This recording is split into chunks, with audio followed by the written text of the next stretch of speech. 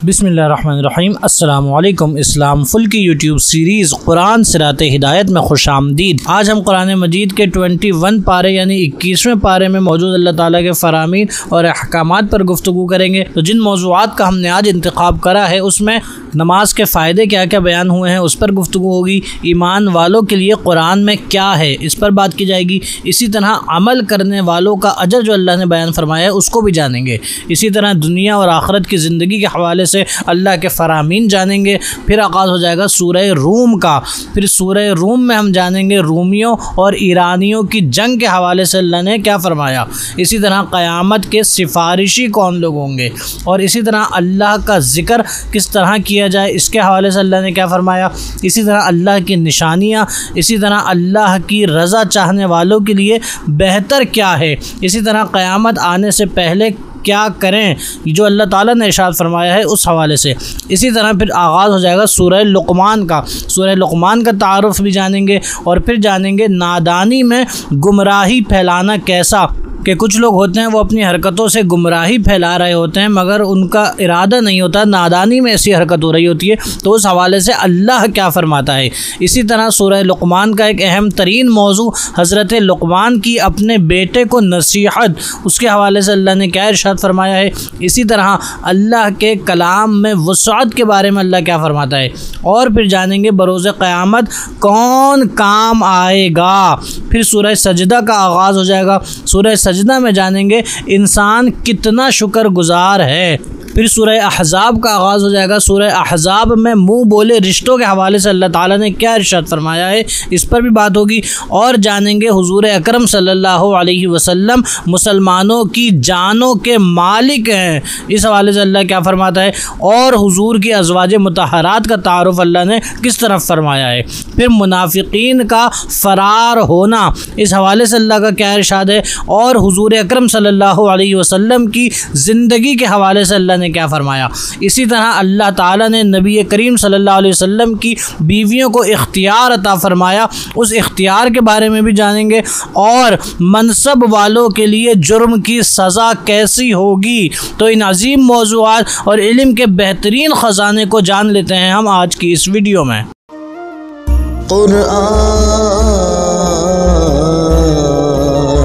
सिराते हिदायत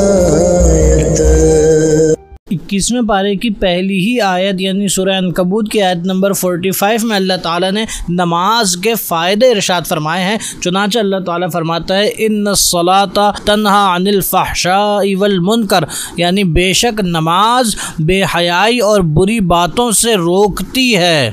तो हमारे नाज़रीन अल्लाह ताला के इस फरमान से 2-3 बातें वाज़े हुई हैं। सबसे पहली बात तो ये कि नमाज अल्लाह की तरफ से ये फ़र्ज़ है मुसलमानों पर कि उन्होंने हर हाल में ही पढ़ना है। मगर फिर भी देखें अल्लाह ताला ने मुसलमानों के फ़ायदे की बात की है कि अल्लाह का फ़र्ज़ तो है मगर इससे तुम्हें भी दुनिया और आखिरत के इतने फ़ायदे मिलेंगे कि तुम्हें यही नमाज बेहयाई से भी रोकेगी और बुरी बातों से भी रोकेगी, तो ये तुम्हें दुनियावी फ़ायदा मिलेगा। तो नाज़रीन हमें चाहिए कि नमाज की पाबंदी को 100% यकीनी बनाएं और किसी भी सूरत से नमाज छूटने न पाए। और जो लोग नमाज पढ़ते हैं बेतवज्जुही से और नमाज पढ़ने के बाद भी उनकी कैफियत और हालत ऐसी रहती है कि वो गुनाहगार होते हैं, गुनाहों में पड़े रहते हैं, बेहयाई की बातें करते हैं, इसी तरह बुरी बातों में लगे रहते हैं और उनकी नमाज उनको अगर बेहयाई और बुरी बातों से नहीं रोकती तो ज़रूर ऐसे लोग भी अपनी नमाज़ों पर तवज्जो दें कि कहीं ऐसा तो नहीं कि वो नमाज ही गलत पढ़ रहे हों और उनकी नमाज उनको वो रूहानियत और वो फ़ायदे नहीं दे पा रही हो जो कि नमाज को देना चाहिए। अगर ऐसा हो तो जान लें कि नमाज में कोई कसूर नहीं है, कसूर आपके नमाज अदा करने में है कि हम नमाज सही अदा करेंगे तो ये फ़वाइद हमें हासिल होंगे। और अब सूरह अनकबूत की आयत नंबर 51 में देखें तो अल्लाह ताला ने कुरान मजीद को ईमान वालों के लिए देखें क्या फ़रमाया है। अल्लाह ताला फरमाता है इन्न फ़ी ज़ालिका लरहमतम व ज़िक्रा लिक़ौमिन युमिनून, यानी इस कुरान में ईमान वालों के लिए रहमत भी है और नसीहत भी है। तो हमारे नाजरीन देखा आपने कि कुरान मजीद में भी अल्लाह ने रहमत रखी है और नसीहत भी रखी है, मगर किसके लिए? ईमान वालों के लिए। तो हमारे नाजरीन अपने ईमानों की भी हिफाजत करें, यकीनी ईमान की हिफाजत करें और कुरान मजीद से भी रिश्ता और ताल्लुक़ जोड़ें कि ये इतनी अजीम किताब है कि इसमें अल्लाह ने रहमत रखी है। अब अल्लाह ने रहमत रखी है का क्या मतलब है कि अल्लाह ही की रहमत है इसमें। तो अगर कोई कुरान मजीद कसरत से पढ़ेगा तो उस पर अल्लाह की रहमतें नाजिल होंगी। और मज़ीद आगे चलें तो सूरह अनकबूत की आयत नंबर 58 और 59 में अल्लाह तबारक व तआला ने नेक आमाल करने वालों का अजर और सिला बयान फरमाया है कि उनको क्या मिलेगा। चुनांचे अल्लाह ताला इरशाद फरमाता है, और बेशक जो ईमान लाए और उन्होंने अच्छे काम किए, ज़रूर हम उन्हें जन्नत के बाला खानों पर जगह देंगे जिनके नीचे नहरें बहती होंगी, हमेशा उनमें रहेंगे। अमल करने वालों के लिए क्या ही अच्छा अजर है, और जिन्होंने सब्र किया और अपने रब पर भरोसा रखते हैं। तो हमारे नाजरीन देखा आपने, अल्लाह ताला ख़ुद कितने अच्छे अल्फाज इरशाद फरमाता है कि निअमा अजरुल आमिलीन, यानी अमल करने वालों के लिए कितना ही अच्छा अजर अल्लाह ने रखा है। तो हमारे नाजरीन हमें भी चाहिए कि हम नेक आमाल करने वाले बन जाएं, कि जो अमल अल्लाह ने फरमाया है, जो अमल अल्लाह के रसूल ने फरमाया है, जो हुजूर की सुन्नत है, उस पर कामिल अमल करें तो हम भी इंशाअल्लाह अमल सालेह करने वाले हो जाएंगे। और अमल सालेह करने वालों का अजर अल्लाह के वहाँ ये है कि अल्लाह उन्हें जन्नतें अता फरमाएगा जिनके नीचे नहरें बह रही होंगी। तो हमारे नाज़रीन अमल पर भी बड़ी तवज्जो दें कि ईमान के बाद अमल का बड़ा मकाम है, अमल के मुताबिक ही बरोज़ क़यामत फ़ैसले होंगे। तो बराह करम अपने आमाल पर भी गौर करें और ऐसे अमल करने से बचें कि जो अल्लाह रसूल की खिलाफ वर्जी वाले हों। और इसी अनकबूत की आयत नंबर 64 देखी जाए तो अल्लाह ताला फरमाता है, वमा हाज़िहिल हयातुद दुनिया इल्ला लहवुम व लइब, यानी और ये दुनिया की ज़िंदगी तो सिर्फ़ खेल कूद है। व इन्नद दारल आखिरता लहियल हयावानु लौ कानू यालमून, यानी और बेशक आखिरत का घर ज़रूर वही सच्ची ज़िंदगी है, क्या ही अच्छा था अगर ये जानते। तो हमारे नाजरीन खुदा न खास्ता आखिरत में यही हसरत न करनी पड़ जाए कि काश हम भी जानते कि आखिरत की ज़िंदगी ही असल ज़िंदगी है। तो बराए करम आखिरत की ज़िंदगी की खूब फ़िक्र करें और नेक अमाल करने की खूब कोशिश करें कि आखिरत के लिए भी कुछ अमाल किए जाएँ। इतना हम दुनिया में लगे रहते हैं, अपने बिजनेसेस, अपनी जॉब्स और अपने स्टडी में फ़िक्रमंद होते हैं कि जो सारे मामलात दुनियावी हैं, मगर अगर हम अपने आखिरवी मामलात देखें तो उसके हवाले से बड़ी बेतवज्जुही नज़र आती है। तो ऐसा हरगिज़ ना करें, बल्कि अपनी आखिरत का भी सोचें कि बरोज़ क़यामत फिर अल्लाह न करे बाद में पछतावा न रहे कि हमने आखिरत के लिए कुछ नहीं किया। मज़ीद आगे चलें तो फिर आगाज़ हो जाता है सूरह रूम का, जो कि मक्किया सूरत है जिसमें 6 रुकू और 60 आयतें हैं। इसका नाम रूम रखने की वजह यह है कि रूम ईसाइयों की मुमलिकत का नाम है जिसका सदर मकाम कुस्तुनतुनिया था। और इस सूरत की इब्तिदाई आयत में ये गैबी ख़बर दी गई है कि अभी तो रूमी मग़लूब हो गए हैं, लेकिन अनकरीब चंद सालों में वो मजूसियों पर गालिब आ जाएंगे। इस मुनासिबत से इस सूरत का नाम सूरह रूम रखा गया है। और इस सूरत के पहले टॉपिक की तरफ आएँ तो इस सूरत की शुरू की जो आयात हैं वो नाजिल हुई हैं एक वाक़ये पर, कि वाक़या ये था कि उस ज़माने का जो रूम था उसके लोग थे अहले किताब, और उनका जंग चल रही थी ईरानियों से, और ईरानी थे सारे मजूसी यानी आग को पूजने वाले। अब मुसलमान जब ये मामला सारा देख रहे थे तो चूँकि अहले किताब इनके पास अल्लाह की भेजी हुई किताब थी, तो अक्सर मुसलमान इस हवाले से बड़ा फ़िक्रमंद थे और ये देखते थे कि इसमें अहले किताब को फ़तह हासिल हो जाए, क्योंकि अहले किताब वो अल्लाह को तो मानते हैं कम से कम, और जो मजूसी हैं वो तो आग की पूजा करते हैं। तो मुसलमानों का ये सोचना था और ये राय थी कि इस वक्त ईरानियों को शिकस्त हो जाए और मजूसी हार जाए और अहले किताब यानी रूमी लोग ये फ़तह याब हो जाएँ। तो अल्लाह ताला ने ये सूरह रूम की फिर आयात नाजिल फरमाई जिसमें अल्लाह ताला फरमाता है गुलिबतिर रूम, यानी रूमी मगलूब हो गए। यानी उस ज़माने में जब जंग चल रही थी तब अल्लाह ने मुसलमानों को ये ख़बर पहले ही दे दी थी कि रूमी मगलूब हो जाएंगे, यानी उस वक़्त तो उनको शिकस्त हो जाएगी। मगर फिर अल्लाह ने मज़ीद मुसलमानों को आगे की गैब की ख़बर से खुशखबरी सुनाते हुए इरशाद फरमाया कि करीब की ज़मीन में और वो अपनी शिकस्त के बाद अनकरीब गालिब आ जाएंगे।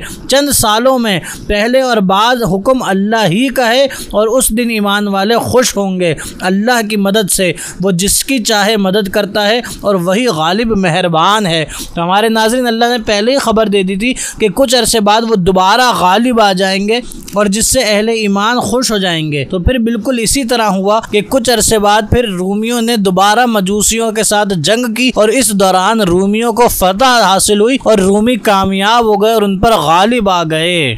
और मज़ीद आगे चलें तो सूरह रूम की आयत नंबर 12 से 14 तक अल्लाह ताला ने क़यामत के दिन का जिक्र करते हुए इरशाद फरमाया है, और जिस दिन क़यामत कायम होगी मुजरिम मायूस हो जाएंगे और उनके शरीक उनके सिफारिशी ना होंगे और वो अपने शरीकों से मुनकिर हो जाएंगे। और जिस दिन क़यामत कायम होगी उस दिन लोग अलग अलग हो जाएंगे। हमारे नाज़रीन, इस आयत को बड़े गौर से सुने और देखें कि हुज़ूर अकरम सल्लल्लाहु अलैहि वसल्लम से ताल्लुक़ को, औलिया अल्लाह से ताल्लुक़ को, सहाबा इकराम से निस्बत और उनके ताल्लुक़ को कुछ बदअक़ीदा और गुमराह तरीन लोग, शर्रुद्दवाब किस्म के लोग, वो ये बकवासात करते नज़र आते हैं कि माज़ अल्लाह अगर कोई हुजूर को पुकारे तो शिरक हो जाएगा, कोई अगर किसी अव्वली से बात कर ले तो वो शिरक हो जाएगा। इस तरह से कुछ लोग बकवास करते हैं और हर बात पे कहते हैं भाई ये शिरक हो जाएगा। अब ज़रा देखें, कुरान मजीद में अल्लाह ने खुद फरमा दिया है कि शरीकों का हाल क्या होगा। अल्लाह ताला फरमाता है, वलम यकुन लहुम मिन शुरका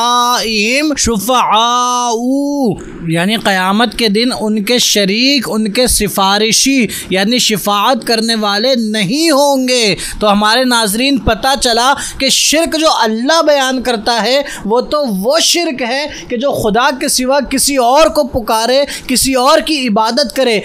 क्योंकि बरोज़े क़यामत मुशरिकों के हवाले से तो अल्लाह ने फरमा दिया कि उनका कोई सिफारिशी यानी शफाअत करने वाला ही नहीं होगा। और जबकि हमारे आका और मौला की ज़ात देखें तो हुजूर की तो वो ज़ात है कि सही बुखारी की हदीस नंबर 3162, इसी तरह सही मुस्लिम की हदीस नंबर 2432, यानी सही बुखारी सही मुस्लिम की मुत्तफ़क़ अलैह हदीस कि हुज़ूर अकरम सल्लल्लाहु अलैहि वसल्लम ने फरमाया कि मैं बरोज़े क़यामत तमाम औलाद आदम का सरदार हूँगा। तमाम लोग जमा होकर हज़रत आदम के पास जाएंगे कि आप हमारी शफ़ाअत करें। आदम अलैहिस्सलाम फरमा देंगे, इज़हबू इला गैरी, कि आज मेरे गैर के पास जाओ। सब लोग इकट्ठा होकर हज़रत नूह अलैहिस्सलाम के पास, फिर हज़रत इब्राहीम अलैहिस्सलाम के पास, फिर हज़रत मूसा अलैहिस्सलाम के पास, आखिर में हज़रत ईसा अलैहिस्सलाम के पास आएंगे। हज़रत ईसा अलैहिस्सलाम फरमाएंगे, इज़हबू इला मुहम्मद सल्लल्लाहु अलैहि वसल्लम।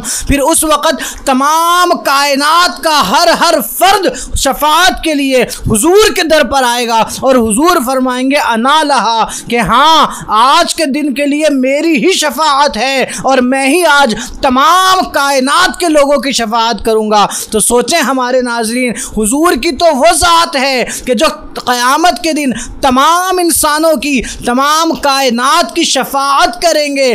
तो सोचें हमारे नाजरीन कि हुजूर से निस्बत, हुजूर से ताल्लुक़, हुजूर से मोहब्बत, ये माज़ अल्लाह शिरक हुआ या असल कामयाबी का ज़रिया हुआ कि दुनिया में भी उन्हीं के नाम से कामयाबी है और बरोज़े क़यामत भी शफाअत हुजूर की ज़ात करेंगे। और जो हुजूर से ताल्लुक़ को माज़ अल्लाह शिरक कहें, ऐसे मलऊनों मरदूदों को ये आयत सुना दें, सूरह रूम की आयत नंबर 12 से 14 तक, कि अल्लाह ने फरमाया कि मुशरिकों के शरीक तो कोई सिफारिशी होगा ही नहीं। इससे पता क्या चला कि हुजूर से ताल्लुक़ शिरक नहीं बल्कि हुजूर से ताल्लुक़ तो असल ईमान है कि बरोज़े क़यामत भी अगर किसी ने काम आना है तो हुजूर की ज़ात ने काम आना है। बरोज़े क़यामत भी कहीं कामयाबी है तो हुजूर से जुड़ने वालों की कामयाबी है। बरोज़े क़यामत भी कोई बख्शा जाएगा तो हुजूर की शफ़ाअत से बख्शा जाएगा। तो हमारे नाज़रीन, हुजूर हुजूर के दामन रहमत से ऐसा जुड़ जाएं कि लाख कोई बकवास करता फिरे, लाख कोई अपनी जलालत और अपनी गुमराही फैलाता फिरे, आप उस सब पर लानत भेजें और ख़ुद दामन हबीब से, दामन रसूल से वाबस्ता रहें। और हमारे नाजरीन मज़ीद आगे चलें तो सूरह रूम की आयत नंबर 20 से 28 तक अल्लाह ताला ने निशानियाँ बयान फरमाते हुए इरशाद फरमाया है, और उसकी निशानियों में से है कि उसने तुम्हें मिट्टी से पैदा किया और जब भी तुम इंसान हो जो दुनिया में फैले हुए हो, और उसकी निशानियों में से है कि उसने तुम्हारे लिए तुम्हारे ही जिन्स से जोड़े बनाए ताकि तुम उनकी तरफ आराम पाओ और तुम्हारे दरमियान मोहब्बत और रहमत रखी। बेशक इसमें गौर व फिक्र करने वालों के लिए निशानियाँ हैं। और आसमान और ज़मीन की पैदाइश और तुम्हारी ज़ुबानों और रंगों का इख्तिलाफ उसकी निशानियों में से है। बेशक इसमें इल्म वालों के लिए निशानियाँ हैं। और रात और दिन में तुम्हारा सोना और उसका फ़ज़ल तलाश करना ये भी उसकी निशानियों में से है। बेशक उसमें सुनने वालों के लिए निशानियां हैं। और उसकी निशानियों में से है कि तुम्हें डराने और बारिश की उम्मीद दिलाने के लिए बिजली दिखाता है और आसमान से पानी उतारता है तो उसके ज़रिए ज़मीन को उसकी मौत के बाद ज़िंदा करता है। बेशक इसमें अक़ल वालों के लिए निशानियां हैं। और उसकी निशानियों में से है कि उसके हुक्म से आसमान और ज़मीन कायम है। फिर जब तुम्हें ज़मीन से एक निदा फरमाएगा जब भी तुम निकल पड़ोगे, और उसी की मिल्कियत में है जो कोई आसमानों और ज़मीनों में है, सब उसके ज़ेरे हुक्म है। और वही है जो अव्वल बनाता है और उसे दोबारा बनाएगा। और तुम्हारी अक़लों के एतबार से दूसरी मर्तबा बनाना अल्लाह पर पहली मर्तबा बनाने से ज़्यादा आसान है। और आसमान और ज़मीन में सबसे बुलंद शान उसी की है, वही इज़्ज़त वाला हिकमत वाला है। तो हमारे नाजरीन देखा आपने, अल्लाह ताला ने इतनी सारी अपनी निशानियाँ बयान फरमाई हैं कि ये अल्लाह ताला है कि जिसकी इतनी अज़मतें हैं, इतनी रिफ़ातें हैं, इतनी बुलंदियाँ हैं कि तमाम तारीफ़ भी उसी के लिए है और सबसे अजीम शान वाला भी वही है। तो हमारे नाजरीन हमेशा अल्लाह से भी ताल्लुक़ कायम रखें, अल्लाह की इबादत करते रहें, नमाज़ों को अपनी ज़िंदगी का लाजिम हिस्सा बना लें और अल्लाह की इताअत और उसके हुक्म की पैरवी करते हुए हुज़ूर अकरम सल्लल्लाहु अलैहि वसल्लम से भी अपने ताल्लुक़ को बहुत मज़बूत करें कि कुरान मजीद में जा बजा अल्लाह ने अपने हबीब मुकर्रम का ज़िक्र फरमाया है और मोमिनों से ताल्लुक़ कायम रखने का फरमाया है, जिसका इसी पारे में भी अभी आगे बयान हो रहा है। और मज़ीद आगे चलें तो सूरह रूम की आयत नंबर 38 और 39 में अल्लाह ताला ने फरमाया है कि अल्लाह की रज़ा चाहने वालों के लिए बेहतर क्या है। तो अल्लाह ताला इरशाद फरमाता है, रिश्तेदार को उसका हक़ दो और मिस्कीन और मुसाफिर को भी, और उन लोगों के लिए बेहतर है जो अल्लाह की रज़ा चाहते हैं, वही लोग कामयाब होने वाले हैं। और जो माल तुम लोगों को दो ताकि वो लोगों के मालों में बढ़ता रहे तो वो अल्लाह के नज़दीक नहीं बढ़ता, और जो तुम अल्लाह की रज़ा चाहते हुए ज़कात देते हो तो वही अपने माल में बढ़ाने वाला है। तो हमारे नाजरीन देखा आपने, अल्लाह ताला इरशाद फरमाता है कि जो तुम माल ज़कात के लिए दे देते हो अल्लाह ताला उस माल को बढ़ा देता है। और जो लोग अल्लाह की रज़ा चाहते हैं अल्लाह ने उसका हल बता दिया है कि अल्लाह की रज़ा चाहते हैं तो फिर रिश्तेदारों को उसका हक़ दें, मिस्कीन और मुसाफिर को भी उसका हक़ दें अगर वो अल्लाह की रज़ा चाहते हैं। इसका मतलब क्या हुआ? इसका मतलब ये हुआ कि हमारे नाजरीन सही बुखारी की हदीस पाक हुज़ूर अकरम सल्लल्लाहु अलैहि वसल्लम ने फरमाया कि कोई शख्स मोमिन उस वक़्त तक नहीं हो सकता कि जब तक किसी को कुछ दे तो अल्लाह के लिए, किसी से मना करे तो अल्लाह के लिए, किसी से मोहब्बत करे तो अल्लाह के लिए, किसी से बुग़्ज़ करे तो अल्लाह के लिए। तो पता ये चला हमारे नाजरीन कि आप अगर किसी को दे रहे हैं, किसी के साथ भलाई कर रहे हैं, किसी का हक़ पूरा कर रहे हैं, तो हर एक चीज़ में नियत ये रखें कि ये सब मैं अल्लाह की रज़ा के लिए कर रहा हूँ। तो फिर अल्लाह ने फरमाया उलाइका हुमुल मुफ़लिहून, कि वही लोग कामयाब होने वाले हैं। कि अगर हम अल्लाह के बताए हुए रास्ते पर चलें और अल्लाह ही की अता से सब कुछ करें और अल्लाह ही के लिए करें तो फिर यकीनन इंशाअल्लाह हम भी कामयाब होने वाले हो जाएंगे। और मज़ीद आगे चलें तो हमारे नाज़रीन एक प्लानिंग अल्लाह ने इरशाद फरमाई है बंदों के लिए कि हम अगर अपने माहौल में देखें तो हर मामले के लिए कोई ना कोई प्लानिंग की जाती है। इंसान ये भी कहता है कि बारिश होने वाली है, इससे पहले छतरियाँ ले लो, इससे पहले अपने घरों के छतों के इंतज़ाम बेहतर कर लो। इसी तरह अगर स्टूडेंट्स वगैरह के एग्ज़ाम्स होने वाले होते हैं तो उन लोगों से कहा जाता है कि पहले से ही अपने एग्ज़ाम्स की तैयारी पूरी कर लो, पहले से ही एग्ज़ाम्स का सामान, अपनी पेंसिल, स्केल, पेन वगैरह ला के रख लो, क्योंकि आगे तुम्हारा एग्ज़ाम्स आने वाला है। तो इसी तरह से देखें लोगों, अल्लाह ने अपने बंदों से भी इरशाद फरमाया है सूरह रूम की आयत नंबर 43 में कि उस दिन के आने से पहले अपना मुँह दीन मुस्तकीम के लिए सीधा कर लो, जिस दिन को अल्लाह की तरफ से टलना नहीं है। तो हमारे नाजरीन देखें, अल्लाह भी इंसानों को इरशाद फरमा रहा है कि वो दिन जब आने वाला है क़यामत का, तो उसके आने से पहले हम भी अपना रुख, अपना मुंह सीधा कर लें और दीन मुस्तकीम की तरफ रख लें, यानी जैसा अल्लाह फरमाता है उस हिसाब से अपने आमाल करें, हुजूर की इत्तिबा और पैरवी करें कि इसी में हमारे लिए दोनों जहां की कामयाबी है। और अगर हमने ऐसा नहीं किया तो सोचें वो दिन तो आना है, अल्लाह ने फरमाया कि अल्लाह की तरफ से वो दिन टलना नहीं है। तो जब वो आएगा, खुदा न खास्ता अगर हम दीन मुस्तकीम की तरफ न रहे तो सोचें फिर ठिकाना क्या होगा। तो हमारे नाजरीन अपनी इस्लाह करें और कामिल दीन की तरफ आ जाएं कि दीनदार नज़र आएं, कि आपके आमाल से, आपके अफ़आल से ये ज़ाहिर हो कि आप दीन मुस्तकीम के पैरोकार हैं। ऐसा न नज़र आए कि आप अपनी ख्वाहिश के पैरोकार हैं, कि जब दिल चाहे दीन इस्लाम की ख़िलाफ़ वर्जियाँ ज़िंदगी में हो। तो ऐसे सोचें कि न दुनिया में वो राहत मिल सकेगी जो चाहिए होती है, और फिर बरोज़ क़यामत की भी रुसवाई होगी। तो हमारे नाजरीन आखिरत की कामयाबी का सोचें और ऐसे अमाल करें कि दोनों आलम में सुरखरू हो जाएं। और मज़ीद आगे चलें तो आगाज़ हो रहा है सूरह लुक़मान का, जो कि मक्किया सूरत है, जिसके 4 रुकू और 34 यानी 34 आयतें हैं। इस सूरत मुबारक के दूसरे रुकू से अल्लाह ताला ने बरगुज़ीदा बंदे हज़रत लुक़मान हकीम रज़ियल्लाहु ताला अन्हु का तज़किरा तफसील के साथ बयान किया है। इस वजह से इस सूरत को सूरह लुक़मान कहा जाता है। सूरह लुक़मान में हमारे नाज़रीन हमने जिस टॉपिक का इंतखाब किया है वो एक इंतहाई अहम टॉपिक है कि नादानी में लोगों को गुमराही की तरफ लगा देना कैसा है। कि अक्सर लोग ऐसी हरकतें कर रहे होते हैं कि उनसे अगर कहा जाए कि तुम इसके ज़रिए लोगों को गुमराह कर रहे हो तो उनको पता नहीं होता। वो कहते हैं कि भाई हम तो ऐसा नहीं कर रहे, ना हमारा इरादा है, ना हमारी नीयत है। तो इससे पता ही चलता है कि वो नादानी में ऐसा काम कर रहे हैं। तो नादानी में ऐसा काम करने वालों के लिए देखें अल्लाह क्या फ़रमाता है। अल्लाह फ़रमाता है और कुछ लोग खेल की बातें ख़रीदते हैं ताकि बग़ैर समझे नादानी में अल्लाह की राह से बहका दें और उन्हें हंसी मजाक बना लें। ऐसे लोगों के लिए ज़िल्लत का अज़ाब है। तो हमारे नाजरीन देखा आपने कि जो नासमझी में भी अगर अल्लाह की राह से लोगों को बहकाएगा, यानी देखा जाए माहौल में तो लोगों में बेहयाई फैलाए, लोगों में गाने बाजे फैलाए, लोगों में फ़िल्मों के डायलॉग या फ़िल्मों की बातें फैलाए या ड्रामों वगैरह को फैला दे। तो इस तरह से ये सारी चीज़ें ऐसी हैं जो कि गुमराही की तरफ ले जाती हैं। तो अगर बंदा ऐसा कोई नादानी में भी करता है तो सोचे अल्लाह फरमाता है कि उनके लिए ज़िल्लत का अज़ाब है। तो ऐसी हर चीज़ से अपने आप को बचाएं। अब मज़ीद आगे चलें तो हज़रत लुक़मान रज़ियल्लाहु ताला अन्हु ने जो अपने बच्चे को नसीहतें की हैं उसका ज़िक्र जो अल्लाह ताला ने कुरान मजीद में फ़रमाया है उस हवाले से जान लेते हैं।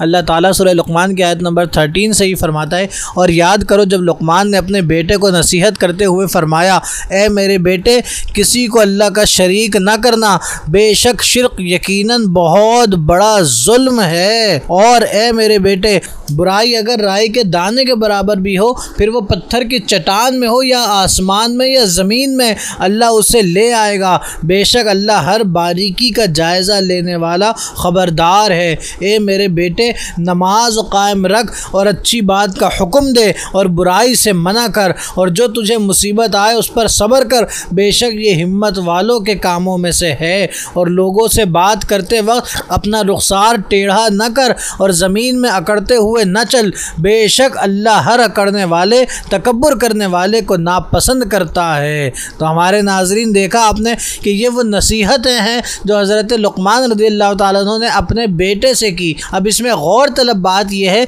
कि ज़रा ये सोचें हमारे नाजरीन कि हज़रत हकीम लुक़मान रज़ियल्लाहु ताला अन्हु ने अपने बच्चे से कुछ बातें और कुछ नसीहतें की हैं तो वो अल्लाह को इतनी पसंद आई हैं कि अल्लाह ताला ने उनको कुरान मजीद में ज़िक्र किया है। तो इससे पता ये चला कि ये भी सारी बातें ऐसी हैं कि जिन पर हमें भी अमल करना चाहिए और अपने बच्चों को, अपनी औलाद को भी इसकी तालीम देनी चाहिए। वो क्या है? सबसे पहली बात कि अल्लाह के साथ किसी को शरीक नहीं ठहराना। और इसी तरह यह है कि अगर बुराई की जाए तो चाहे राई के दाने के बराबर भी हो, अल्लाह उसको भी देखता है, भूलता नहीं है बल्कि ले आता है। तो बुराई चाहे जितनी छोटी भी हो उससे बचा जाए। फिर इसी तरह नमाज कायम की जाए, अच्छी बात का हुक्म दिया जाए, बुरी बात से रोका जाए, मुसीबत पर सब्र किया जाए। ये वो काम है कि जिनकी तालीम हकीम लुक़मान ने अपनी औलाद को दी और अल्लाह ने इसका जिक्र कुरान में फरमाया है। और इसी तरह अपना रुखसार टेढ़ा यानी अकड़ कर किसी से बात नहीं करनी है, क्योंकि अल्लाह ताला अकड़ करने वाले और तकब्बुर करने वालों को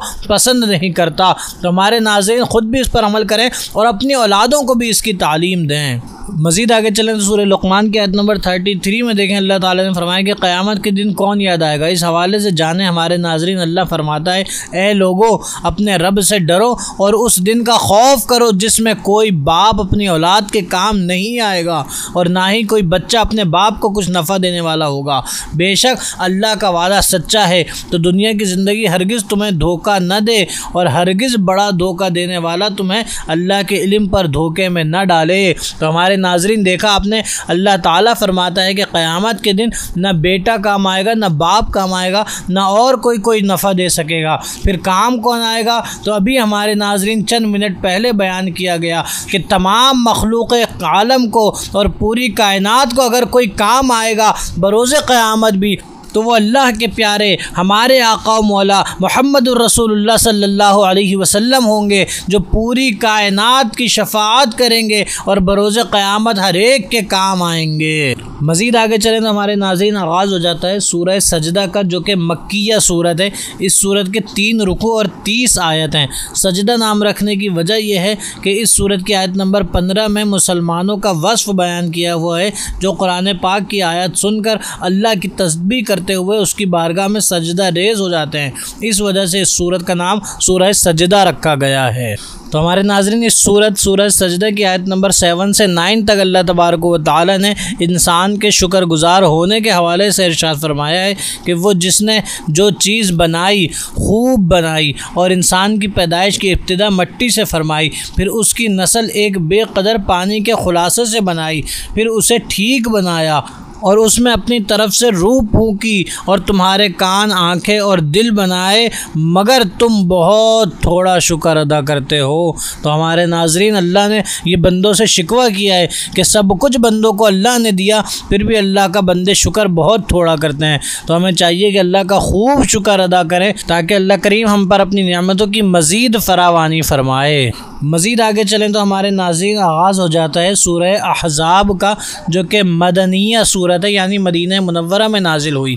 इसके 9 रुकू और 73 आयत हैं। अहज़ाब नाम रखने की वजह यह है कि अहज़ाब ये जमा है हिज़्ब की, इसका माना है गुरोह, जमात और लश्कर। इस सूरत के दूसरे और तीसरे रुकू में ग़ज़वा अहज़ाब का जिक्र किया गया है और इसी निस्बत से इस सूरत को सूरह अहज़ाब कहते हैं।